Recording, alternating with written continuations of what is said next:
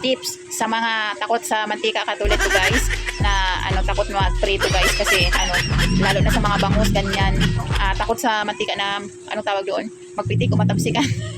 Alam niyo ba guys ang ginagawa ko? Ito. Yan, ang asawa ko ang nagturo nito sa akin guys. Kasi takot nga ako guys sa mantika, di ba? Ito yung pinagagawa niya sa akin. Lagyan ko raw ng crispy fry or pwede rin flour. Pero mas okay na yung crispy fry kasi hindi ka na magtitimpla ng pag flour, magtitimpla ka pa, di ba? Lalagyan mo pa ng pampalasa. Pero yung crispy fry, hindi na. So, pwedeng crispy fry, pwede rin flour. Ito yung ginagawa ko, guys. Hindi na siya tumatalsik yung, mantika. Di ba? Safe na. Ayan, guys. So, yan. Hindi siya tumatalsik. Hindi siya tumatalsik. Yan, di ba? Ayan yung resulta, guys. Di ba? Ang ganda. Nakikita nyo? Ang ganda niya. Ayan siya, guys. Yung bangus.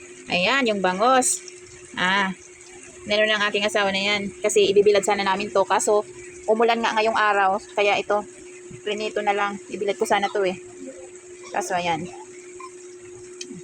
Ito guys, kasi naubos na yung crispy fry. Hindi nagkasya yung isang crispy fry na maliit.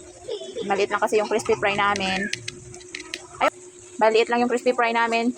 Na lang, flour na lang to. At nilagyan namin ng ginisa mix. Yan, para may lasa din siya. Diba? Ang sarap nito. Yan. Para hindi siya tumalsik guys. Kasi nga ganun, takot nga ako guys sa mantika. Kaya ito yung ginagawa. Tinuro sa akin ng darling ko. O diba? Shoutout sa'yo papa. Shoutout sa'yo papa. Ayan na siya. Ang ganda ng bangus. Ang ganda ng resulta. O diba? Ang ganda ng resulta niya. O. Ayan. Sa likod. Wow. Ang ganda. Diba? Ayan resulta. Ayan din siya kapag nasa mantika. O diba, hindi siya tumatalsik. Safe na safe. Ayan siya guys. Safe siya.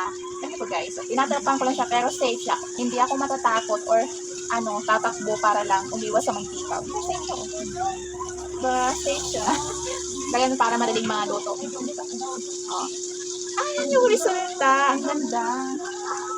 Ang ganda ng resulta oh. Ayan. Diba? Thank you for watching.